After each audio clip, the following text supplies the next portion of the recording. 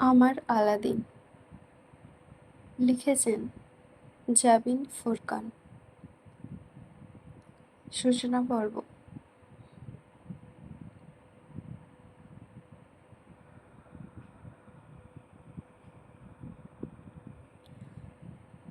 তুমি আমার গলায় ইরাম আপুকে ঝুলিয়ে দিতে পারো না মম? উনি আমার থেকে 7 বছরের বড়। তার উপর ওনার একটা বাচ্চা আছে। বাচ্চা! God dam!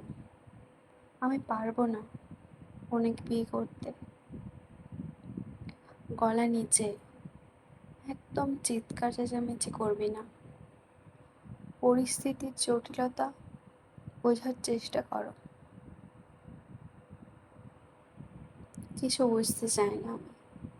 কিচ্ছু না।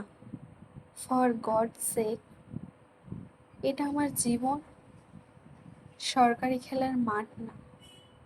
তুমি একজন প্রাপ্তবয়স্ক ছেলের সঙ্গে এইভাবে জবরদস্তি করতে পারবে না। আমি কোনোদিন ইরাম আপুকে বিয়ে করব না, কোনো দিনও না। আমার একটা সরি আমার কথাটা একবার। না, না, না এবং না। No, never, never ever in my life I will marry a senior woman. বদ্ধ দরজার ওপাশ থেকে ভেসে আসছে চিৎকার করে বলা কথাগুলো। কোনো রাগঢাক নেই, সবটাই দিনের আলোর মতন পরিষ্কার। প্রকাশ্যে ডাইনিং টেবিলের পাশে চেয়ারে নিশ্চুপ বসে আছে এরা। সামনে দুটো স্যান্ডউইচ এবং কফি রাখা। খাবার আর গলা দিয়ে নামবে না তার। এবার কিছুটা ভাঙচুরের শব্দ আসছে। বাড়ির আদরের দুলাল হয়তো নিজের রাগ জড়বস্তুর উপর মেটাচ্ছে। অস্বাভাবিক নয়, ভীষণ স্বাভাবিক প্রতিক্রিয়া। তার জায়গায় ইরাম থাকলে হয়তো এমনটাই করতো। কে বলতে পারে? তুই শুনবি না তোর মায়ের কথা? আমি জীবনে কোনোদিন তোর কাছে কিছু চাইনি। তুই আমার এই একটা ইচ্ছা পূরণ করতে পারবি না? ইচ্ছারও একটা লিমিট থাকে মম। এবার শব্দগুলো এতটা জোরে হচ্ছে যে স্পষ্টভাবে শোনা যাচ্ছে। ইরাম চেয়ারে আর স্থির বসে থাকতে পারল না, হুট করে উঠে গেল। লিভিং রুমের সোফার নরম গদিতে একটি তোয়ালে বিছিয়ে ছোট্ট নিষ্পাপ প্রাণটিকে শুইয়ে রেখেছে। বেগুনি রঙের কাঁথায় মোড়ানো তুচ্ছ প্রায় এক অস্তিত্ব। মোমের মতো নরম শরীর, গোলাপ রাঙা মুখ, চোখ দুটোর বন্ধ। যখন খোলা থাকে তখন তাতে এক আকাশ সমান মায়া খেলা করে। ইরাম চুপটি করে নিজের অংশ নিজের সন্তানের কাছে বসল। আলতোভাবে দুহাতের দুটো আঙ্গুল নগণ্য শিশুটির 2 কানে ঠেকালো, যেন ঘুমন্ত অবস্থায় কিচ্ছুটি শুনতে না পায় সে। জননীর জীবনের নরক যে তার প্রাপ্য নয়।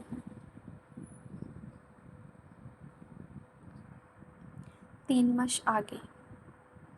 মা, নারী শব্দের অলংকার, একজন নারীর জীবনের শ্রেষ্ঠ অর্জন, আবেগ অপরিপূর্ণতা। এতদিন এই শব্দটাকে শুধু পড়া হয়েছে, ডাকা হয়েছে, তবে কোনোদিন অনুভব করা হয়নি। আজ মাতৃত্বের প্রবল জোয়ারে ভেসে গিয়েছে ইরামের হৃদয় আঙ্গন। দুপুরের দিকে ডেলিভারি হয়েছে তার। এখন সন্ধ্যাবেলা। হাসপাতালের কেবিনের শীতল বাতাস আরামদায়ক চাদরে মুড়িয়ে রেখেছে তাকে। মাত্রই দীর্ঘ এক ঘুম পেরিয়ে জেগে উঠেছে সে। বর্তমানে একদৃষ্টে চেয়ে আছে বিছানার ঠিক পাশেই লাগোয়া বেসিনেটে। রাখা নবজাতকের দিকে চেয়েই আছে সে। চোখ ফেরাতে পারছে না। যতবার দেখছে ততবার তার বুকটা আবেগের স্রোতে পূর্ণ হচ্ছে। একটা সময় নিজেকে আর রুখতে পারল না ইরা। দু হাতে ভর দিয়ে উঠে দাঁড়িয়ে ধীরে ধীরে বেসিনেটের কাছে গেল। আশেপাশে কোনো নার্স নেই। ব্যাপারটা অদ্ভুত লাগলেও তেমন কিছু ভাবল না আপাতত। তার সকল চিন্তা জড়িয়ে রয়েছে ভূমিষ্ঠ হওয়া সন্তান। বেসিনের ভেতর থেকে ছোট ছোট হাত পা নাড়ছে নবজাতক। সাদা নরম তোয়ালেতে মোড়ানো নাজুক শরীরখানি তার। টকটকে লাল দুটো কান এবং নাক, চোখের পাতা আধখোলা, ত্বকের বর্ণটা লালচে। যেন দারুণ সুখে কিছু একটা নেচে উঠল ইরামের মাঝে। কাঁপা কাঁপা দু হাত বাড়িয়ে অতি সাবধানে সে নবজাতককে তুলে নিল নিজের বুকে। তার ত্বকের উষ্ণতা পেতেই বিড়ালের মতন মৃদু একটা শব্দ করে শিশুটি গুটিসুটি হয়ে রইল। তীব্র আবেগের অশ্রু জমল ইরামের চোখ জোড়ায়। সন্তানকে বুকে চেপে সে কম্পিত গলায় ফিসফিস করে উঠল,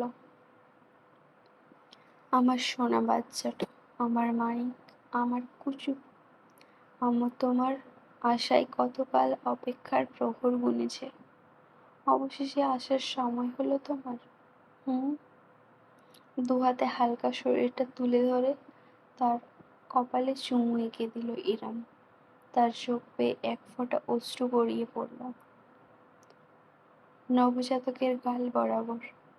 তাতে নিজের ছোট্ট দু হাতটা তুলে অস্বাভাবিকভাবে নাড়াতে থাকলো শিশুটি। না পারতে মৃদু হাসল ইরাম। আমার দুষ্টু পাখিটা, আর কি নামে ডাকি বলো তো তুমি? একদম নিজের মুখের কাছে তুলে নবজাতকের কানে ঠোঁট লাগিয়ে ইরাম ফিসফিস করল, ইজান, আমার ইজান সোনা, আম্মুর লক্ষ্মী ছেলেটা। আহ ইরাম হঠাৎ করেই নিজের জায়গায় জমে গেল। গোঙানির শব্দ ভেসে আসছে কেবিনের ভেতর। এতক্ষণ যাবৎ হয়তো শোনা যায়নি, কিংবা ছেলেটা নিয়ে ব্যস্ত থাকায় দরুন ইরাম মনোযোগ দেয়নি। গোঙানির শব্দটা এবার তীব্রতর হয়েছে। ব্যথাতুর কোনো ধ্বনি এটি নয়, বরং ভীষণ অন্তরঙ্গ, অশ্লীল ধরনের। মেয়েলি গলার চিৎকার। হাসপাতালের কেবিনের ভিতর প্রথমটাই নিজের বিশ্বাস হলো না ইরামের। দুপুরেই ডেলিভারি হলো, নর্মাল ডেলিভারি। শরীরের ধকলের কারণে হয়তো কল্পনা করছে। নবজাতক ইজানকে পুনরায় বেসিনে নামিয়ে রাখতে গিয়ে দ্বিতীয় দফায় থমকালো ইরাম। কান খাড়া হয়ে রইল তার। না, এবার কোনো ভুল নয়, সত্যি এমন সুখের আহাজারি ভেসে আসছে তার কানে। কিন্তু ঠিক কেবিনের ভিতর থেকে নয়। শব্দের উৎসটা কান পেতে খেয়াল করতেই ইরাম বুঝতে পারল কেবিনের সঙ্গে লাগোয়া বারান্দা থেকে এসব ধ্বনির উৎপত্তি। রাগের সীমা ছাড়িয়ে গেল তার। কার এত বড় দুঃসাহস যে একজন পেশেন্টের কেবিনের ভেতর এমন অশ্লীল কর্মকাণ্ড করতে পারে? ছেলেকে বুকে চেপে রেখেই ধীর পায়ে এগিয়ে গেল ইরাম, সাবধানী ভঙ্গিতে। কেবিন থেকে বারান্দায় যাওয়ার দরজাটা চাপানো, ঠিক লাগানো নয়। গোঙানির শব্দ আরো পরিষ্কারভাবে কানে আসছে এবার, সঙ্গে ভারী নিঃশ্বাস প্রশ্বাসের আওয়াজ। একদম কিনারায় এসে থামল ইরাম। হাস করে দরজা খুলে ঢুকে যেতে কেমন যেন সংকোচ হচ্ছে তার। যদিও মূল সংকোচ বারান্দায় উপভোগে ব্যস্ত থাকা যুগলের করা উচিত। যে কোনো জায়গায় শুরু হয়ে যায় এরা। কোনো ওয়ার্ড বয় আর নার্সকে একসাথে দেখলে একটু অবাক হবে না ইরাম। বুকে তার নিজের বাচ্চা, তা এক মুহূর্ত দ্বিধা করলেও হৃদয়ের প্রবল এক সন্দেহ থেকে দরজাটা নিঃশব্দে হালকা ঠেলে ভেতরে উঁকি দিল সে। সন্ধ্যা হয়ে গিয়েছে। বারান্দায় রেলিংয়ের বদলে থাই গ্লাস দিয়ে বাঁধানো, তাই প্রথমটায় কিছু নজরে এলো না ইরামের। চোখ পিটপিট করে ভালোমতো তাকাতেই তার হৃদস্পন্দন ক্ষণিকের জন্য থমকে গেল। দৃষ্টি প্রসারিত হয়ে রইল ফুটবলের মতন। বারান্দার দেয়ালের সঙ্গে লেপ্টে দাঁড়িয়ে আছে ইরামের কেবিন নার্স। যুবতী মেয়েটির একটি পা তুলে রাখা, সামনে দাঁড়ানো পুরুষটির কোমরে জড়িয়ে ধরে রেখেছে তার একে অপরের শরীরকে। নার্সের পোশাকের নিময় অগোছালো, ঠিক তেমন ভাবেই পুরুষটির পরন শার্টের বোতাম খোলা। ইরাম অবাক হলো না, সরেও গেল না, শুধু স্থির দাঁড়িয়ে থাকলো, নিষ্প্রাণ এক পুতুলের মতো। তার বুকে কই কই করে উঠল ইজান, অথচ নভ্যজননী সেই শব্দটুকুও শুনতে পেল না। তার দুই নয়ন আবদ্ধ এক যুগলের অভিসার পানে, যেখানে থাকা পুরুষটি তার স্বামী, তার সন্তানের জন্মদাতা পিতা, অরণ্য মির্জার সওদাগর। ইরাম যে দরজায় এসে দাঁড়িয়েছে সেটা অরণ্য টের পেয়েছে। লোকটা তার গায়ের গন্ধ অবধি কিভাবে যেন শুকে ফেলে। নার্সের ঘাড়ে গুজে রাখা মুখটি সে সামান্য একটু তুলল। একজোড়া শুকনে দৃষ্টি মিলিত হলো ইরামের সঙ্গে। অরণ্য অসম্ভব সুদর্শন মুখমণ্ডল জুড়ে ঘামের ফোঁটা চিকচিক করছে, মুখ তার দানার মতো। উজ্জ্বল ফর্সা ত্বকে অভিসারের তপ্ততায় ফুটে উঠেছে লালচে বর্ণ। চোখজোড়া কালোই, তবে তাতে জ্বলজ্বল করছে এক জনমের ক্ষুধা। সরাসরি ইরামের দিকে তাকিয়ে নার্সের শরীরে আরো গভীরভাবে ঝুঁকল সে। তার গভীরতম উন্মাদ যুবতী নার্স ঢলে পড়ল, কেঁপে কেঁপে উঠে অরণ্যের পিঠ খামচে ধরল। আহ হা হা। অরণ্য ঠোঁটে তীর্যক হাসি ফুটিয়ে নার্সের ঠোঁট নিল, রীতিমতো কামড়ে ধরল বহুদিন যাবৎ ক্ষুধার্ত থাকা হায়ানার মতো। আর দেখতে পারল না ইরাম। তড়িঘড়ি করে সে বারান্দা ছেড়ে কেবিনের ভিতর চলে গেল। কোনো মতে হাতের কাঁপুনি ঠেকিয়ে ছোট্ট ইজানকে সে পুনরায় বেসিনেটে রেখে দিল। অতঃপর নিজের বিছানায় ধপাস করে বসে রইল রোবটের মতো। ঠিক কতটা সময় এইভাবে পার হলো ঠাহর করতে পারল না সে। মাথার ভিতর দপদপ করছে, তার ভারী নিঃশ্বাস ফেলছে, মুখটা চেপে আসছে ব্যথায়। আজকের দিনটা অন্তত তাকে রেহাই দেওয়া যেত। আজ তাদের সন্তানের জন্মদিন। কিছুক্ষণ বাদে কেবিনে ঢুকল কেবিন নার্স, পরিষ্কার পরিপাটি। ইরামকে ঘুমিয়ে থাকার বদলে বিছানায় বসে থাকতে দেখে নার্স এক লহমার মতন থমকাল। পরক্ষণে অবশ্য কিছুই হয়নি এমন ভঙ্গিতে গলা খাঁকারি দিয়ে বলল, আপনি উঠে পড়েছেন? বেশ, আমি গিয়ে আপনার সন্ধ্যার নাস্তাটা নিয়ে আসছি, বিশ্রাম নিন। কেবিনের দরজা খুলে বাইরে বেরিয়ে গেল নার্স। এরপরেই বারান্দার দরজা ঠেলে ধীর পায়ে ভেতরে এলো অরণ্য। নার্স যতটা পরিপাটি ছিল, অরণ্য ততটাই অগোছালো। শার্টের বোতামগুলো এখনো লাগানো হয়নি। প্যান্টের বেল্টটা টেনে টাইট করতে করতে কেবিনের মাঝখানে এসে দাঁড়ালো সে। ইরাম স্থির চেয়ে দেখল নিজের স্বামীকে। লোকটাকে এখন তার স্বামী বলে সম্বোধন করে যাওয়া উচিত কিনা সেটা নিয়ে অবশ্য দ্বিমত আছে তার। অরণ্য আসলেই সুদর্শন। 6 ফুট 2 ইঞ্চির উচ্চতার একটি সুগঠিত পেটানো শরীর। নিয়মিত জিম করার কারণে শরীরে কোনো মেদ নেই। শার্টের উপরেও তার মাংসপেশির গড়ন বোঝা যায়। প্রথম দফায় তাকিয়ে আন্দাজ করা কঠিন যে লোকটার বয়স ইতিমধ্যে 35 ছুঁয়েছে। ঘন ভ্রু, পুরু ঠোঁট এবং তীক্ষ্ণ চিবুক। কালো বাদামির মিশেল চুলের রঙে ইরাম চেয়ে দেখল। এই সৌন্দর্যে তার বিতৃষ্ণা ঢেকুর উঠল। সৃষ্টিকর্তা কি নিপুণ হাতে এমন সৌন্দর্য তৈরি করেছে, অথচ মনটা কি কদর্য। এরকম সুদর্শন আরো একটি মানুষকে চিনি না। অরণ্যর চোখ বাঁধানো রূপ তাকে সেই সৌন্দর্য ঘৃণা করতে শিখিয়েছে। অরণ্য নিজেকে পরিপাটি করে শীষ বাজাতে বাজাতে আশেপাশে তাকালো। বিছানায় বসে থাকা স্ত্রীর দিকে চেয়ে একগাল হাসল সে। ওয়েল, গুড ইভিনিং হানি। পেছনেটের দিকে এগিয়ে গিয়ে ইজানকে এক হাতে কোলে তুলে ফেলল ওর। যত্নের বালাই নেই, হাতের তালুর ওপর শরীরটাকে এমনভাবে ধরল যেন নিজের সন্তানকে নয়, বরং ল্যাবরেটরির কোনো গিনিপিগকে পর্যবেক্ষণ করছে। যেন পিতার হাতের শক্ত রুক্ষ অসচেতন স্পর্শে স্বাচ্ছন্দ্য বোধ করল না।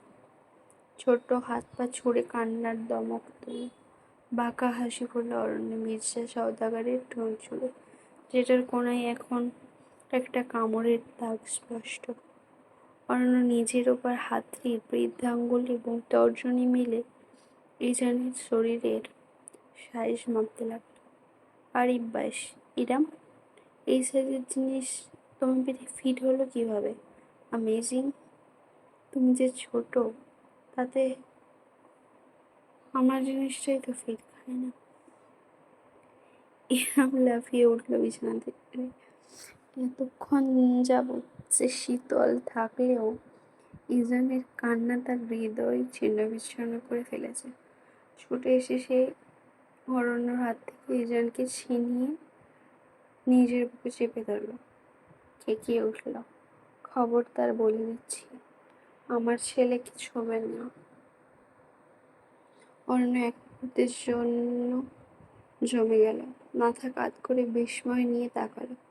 ইরামকে আজ অন্যরকম দেখাচ্ছে। এত কষ্টকর পর ডেলিভারির পর মেয়েরা মুষড়ে পড়ে, অথচ ইরামের হয়েছে ঠিক উল্টো।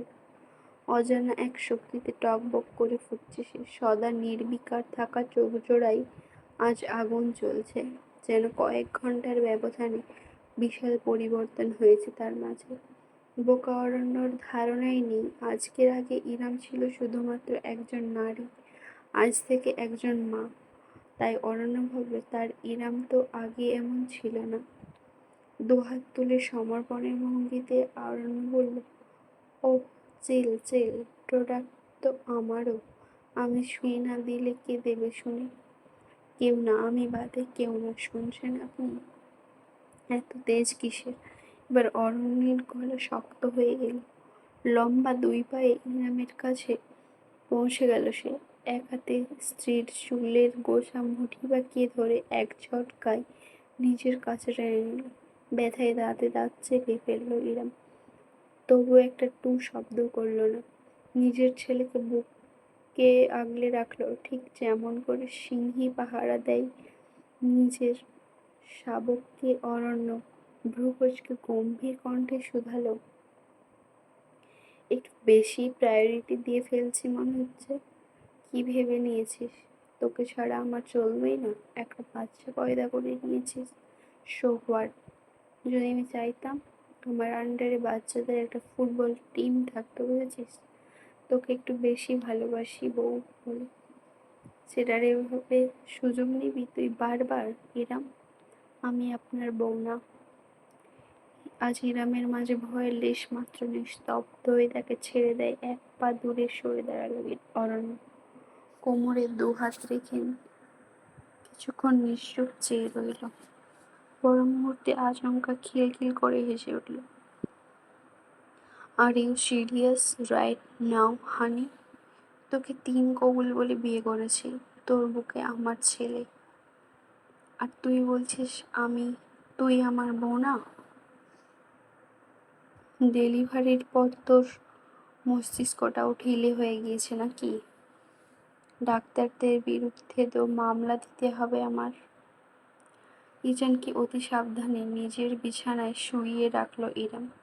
ছেলের কান্না থেমে গেছে এবং ঠিক আছে নিশ্চিত করার পরেই সে ঘুরে দাঁড়ালো। অরণ্য তাচ্ছিল্যের দৃষ্টি মোকাবেলা করল। দৃঢ়ভাবে। আপনাকে মনে করিয়ে দিই, আজ থেকে ঠিক 5 মাস আগে আপনি নিজে আমাকে তালাক দিয়েছিলেন। অরণ্যর চেহারা থেকে ক্ষণিকের জন্য বিনোদনের ভাবটুকু উবে গেল, তবে নিজের আত্মবিশ্বাসী ভঙ্গিমা একটুও ছাড়ল না সে। ইরামের দিকে এগিয়ে এসে দুহাত রাখলো রমণীর কাঁধে, অদ্ভুতভাবে সুর পাল্টে আদুরে গলায় বলল, ওহ কাম অন ডার্লিং, তুমি ওটা এখনো মনে ধরে বসে আছো? ওটাতে আমি মন খারাপ করে বলেছিলাম।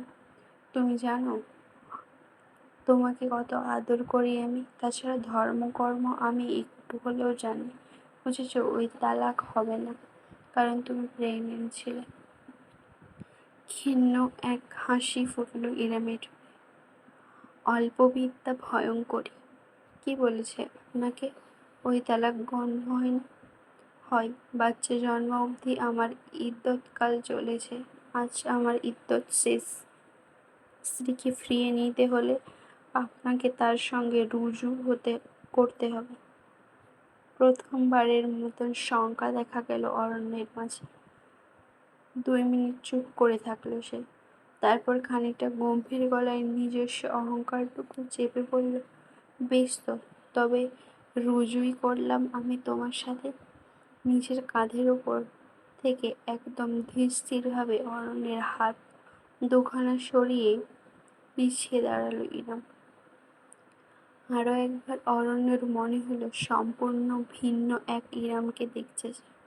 দৃঢ় গলায় ইরাম জানালো, আমি আপনার সঙ্গে রুজু করব না মিস্টার অরণ্য মির্জা সওদাগর। আজ থেকে আপনি আমার স্বামী নন, স্রেফ একজন পরপুরুষ।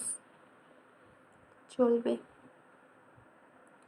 আমার আলাদিন জাবিন ফোরকান, সূচনা পর্ব। অবশেষে চলে এলাম। আশা করি এই নতুন যাত্রায় আপনাদের সকলকে আরও বেশি করে পাশে পাব। যাত্রার শুরুর দিকে সবাই প্রতিক্রিয়া জানিয়ে, মন্তব্য করে কিংবা নিজেদের অনুভূতি জানিয়ে শেয়ার করে উদ্দীপনা দেবেন, এই আশা রাখছি। পরিশেষে কেমন লাগবে জানাবেন। আপনাদের ভালো সাড়া পেলে খুব শীঘ্রই আসবে দ্বিতীয় পর্ব। ভালোবাসা আপনাদের সবাইকে। গাইস, এটা লেখিকার কথা ছিল, আর আমারও এই প্রথম ভয়েস দেওয়া। জানি না কেমন হয়েছে। ভালো লাগলে লাইক করবেন এবং কোনখানটায় ভুল হয়েছে সেগুলো একটু ধরিয়ে দেওয়ার চেষ্টা করবেন। প্রথম শুরু করছি তো, পাশে থাকবেন। আল্লাহ হাফেজ।